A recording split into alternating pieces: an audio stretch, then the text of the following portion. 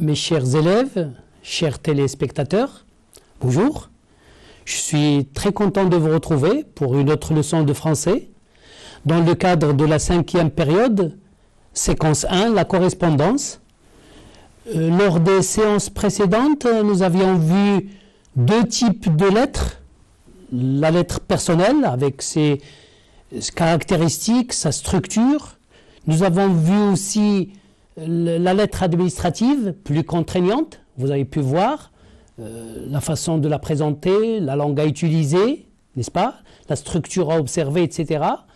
Et aujourd'hui, je vous présente une leçon de langue, une leçon de lexique autour du mot correspondance. Voici les objectifs de notre leçon. Deux objectifs ont été retenus. Premier objectif, identifier différents sens du mot correspondance. Deuxième objectif, utiliser correctement des mots appartenant au champ sémantique de la correspondance. Comme d'habitude, observons et analysons. Regardez bien cette page. Lisez.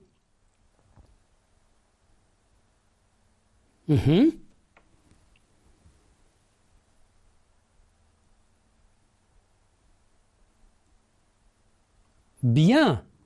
C'est quel type de texte? C'est une lettre, exactement, tout à fait. Vous avez reconnu la disposition, la structure, la forme, le lieu, la date, la formule d'appel ou d'appellation, cher correspondant. Vous avez vu la signature, la formule de politesse aussi, cordialement. Qui écrit cette lettre? C'est Kamal, très bien, c'est lui qui signe. À qui écrit-il cette lettre? À un correspondant. C'est exact, on ne connaît pas son nom, c'est indiqué cher correspondant. Pourquoi Kamal écrit-il cette lettre? Cherchez. Tout à fait. Pour répondre à une annonce de correspondance, il est intéressé, il aimerait lui aussi correspondre avec cette personne et il se présente, comme vous voyez très bien. Il trouve même une certaine correspondance, une certaine ressemblance de goût et de passion entre lui et la personne qui a annoncé cette correspondance, cet appel à correspondance. Bien, nous nous connaîtrons mieux grâce à notre correspondance qui, je l'espère, sera fructueuse. Vous connaissez le mot fructueuse? Oui, c'est un adjectif. Tout à fait, il a un rapport avec le mot fruit, fructueux, fructueuse, qui donne des fruits, qui donne des résultats avantageux. Bien, alors observez bien cette lettre, c'est fait. Essayons de voir si vous vous souvenez de certains éléments que nous avions vus déjà lors des séances précédentes. Regardez, correspondant. Correspondant. Bien, correspondant, c'est une personne à qui on écrit des lettres, avec qui on correspond.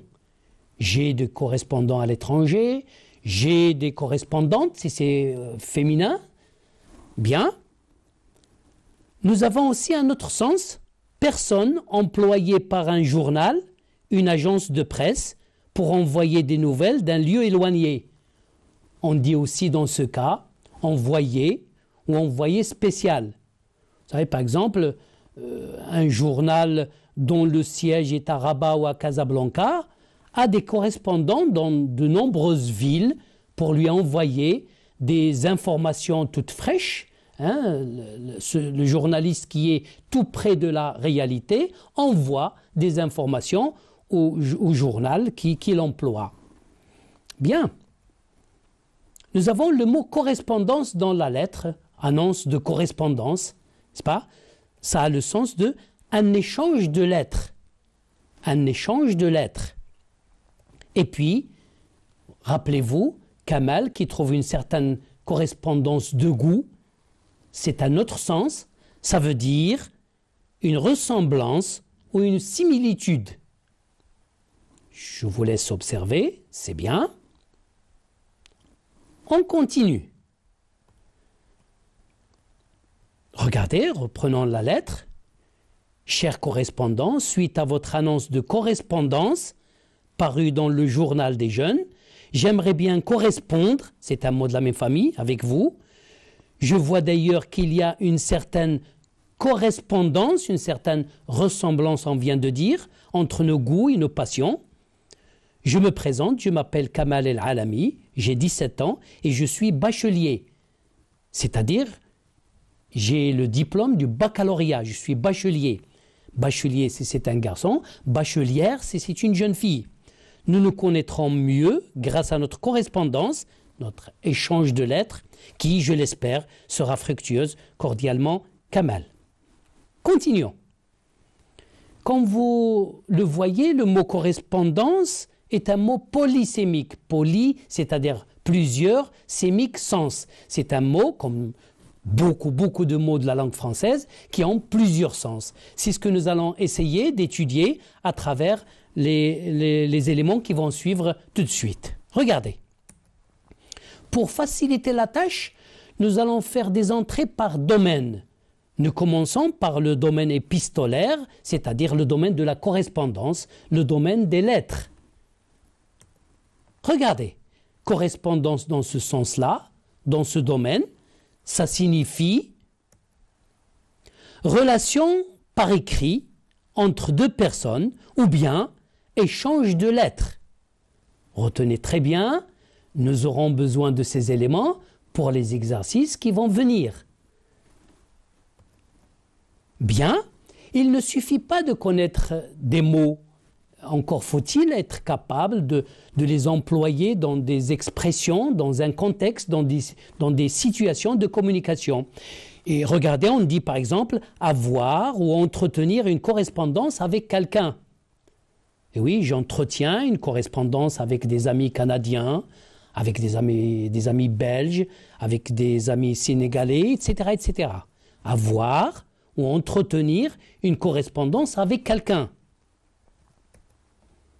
On dit aussi être en correspondance avec quelqu'un. Ça veut dire entretenir une correspondance avec quelqu'un. On essaie ici de varier les expressions, de vous montrer comment employer le mot correspondance. C'est bien de connaître le mot, mais c'est mieux encore de pouvoir l'utiliser en l'intégrant dans des expressions et dans des situations de communication. Bien. Par correspondance. Et toutes ces expressions-là, vous pouvez les trouver dans le dictionnaire.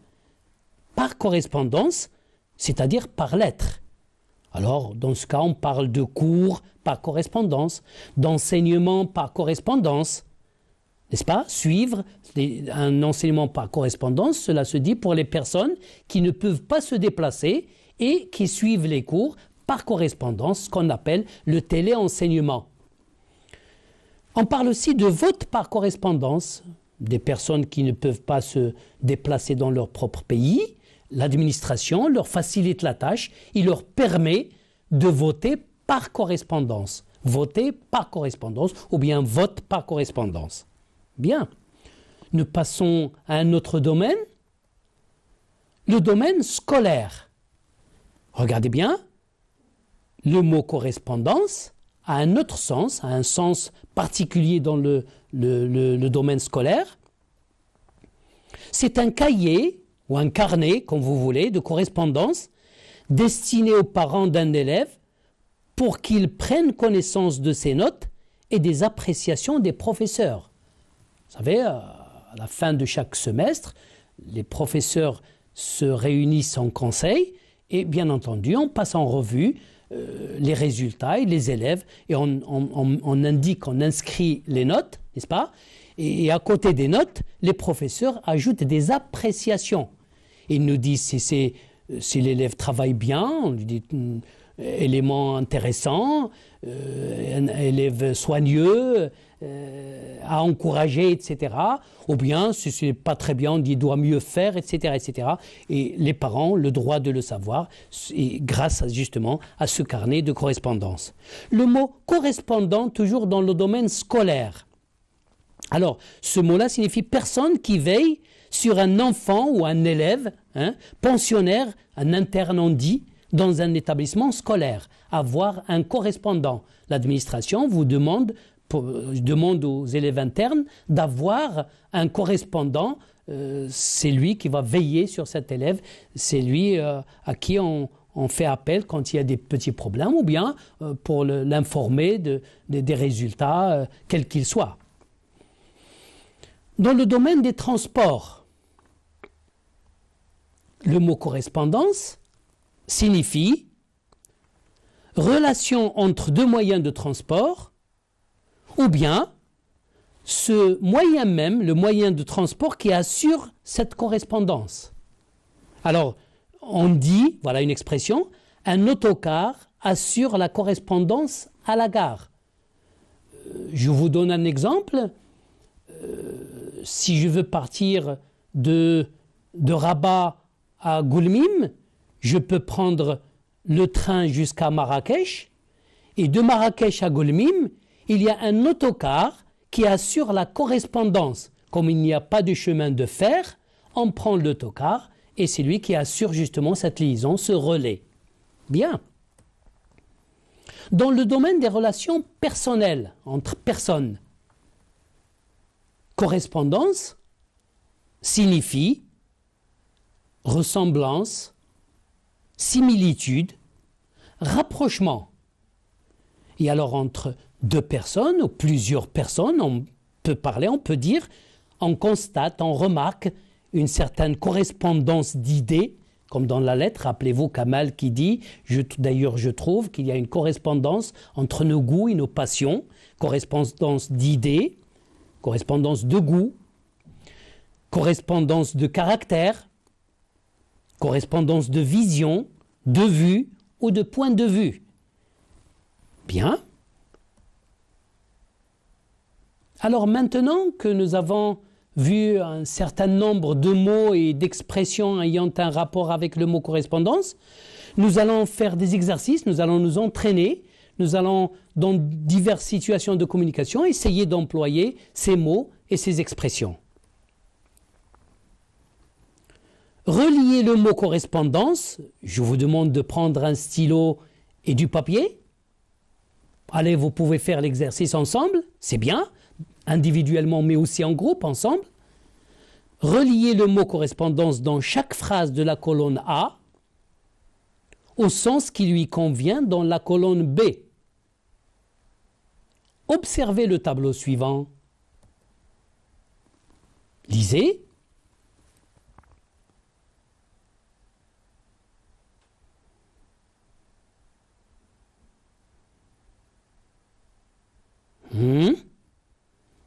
C'est bien. Bien.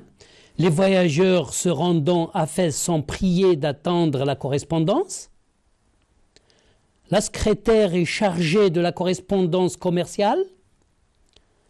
Ces deux penseurs, ces deux savants, ces deux philosophes on peut dire, sont en parfaite correspondance d'idées. Le professeur inscrit de bonnes notes sur le carnet de correspondance. Allez, à vous maintenant. Les voyageurs se rendant à Fès sont priés d'attendre la correspondance. Oui, très bien. C'est-à-dire le train qui assure le relais, le lien. La secrétaire est chargée de la correspondance commerciale. Et oui, le courrier destiné à d'autres entreprises. Elle le trie, elle le lit, elle le classe. Ces deux penseurs sont en parfaite correspondance d'idées. Et oui, en accord d'opinion, de vision, de pensée, etc. Et le dernier, le professeur inscrit de bonnes notes sur le carnet de correspondance, le carnet destiné aux parents, comme on l'a dit tout à l'heure. Un autre exercice. Relier les phrases de la colonne A au sens qui correspond dans la colonne B. Bien, colonne A, colonne B. Cette chaîne nous donne des informations de qualité, grâce à ses nombreux correspondants dans le monde. La revue Jeunesse me permet d'avoir des correspondants dans toutes les villes du Maroc. J'ai trouvé un pantalon correspondant exactement à mes goûts. Alors, première phrase, exactement. Ce sont, on l'a dit tout à l'heure, les journalistes qui envoient des nouvelles d'un lieu éloigné, d'un autre pays ou d'une autre région ou d'une autre ville, cela dépend. La revue Jeunesse me permet d'avoir des correspondants dans toutes les villes du Maroc. Exactement. Personne avec qui on entretient des relations épistolaires. On échange des lettres. Épistolaire, c'est un mot recherché pour dire échanger des lettres. Nous aurons d'ailleurs l'occasion d'en parler lors d'une autre leçon sur le type littéraire en matière de correspondance. Et puis, j'ai trouvé un pantalon correspondant exactement à mes goûts, c'est-à-dire qui convient, qui répond, qui correspond à mes goûts. Un autre exercice. Complétez les phrases suivantes par le verbe qui convient choisi dans cette liste. Dépouille, rate, entretenez. Ça va? Voilà les verbes. Dépouille, rate, entretenez. Lisez bien.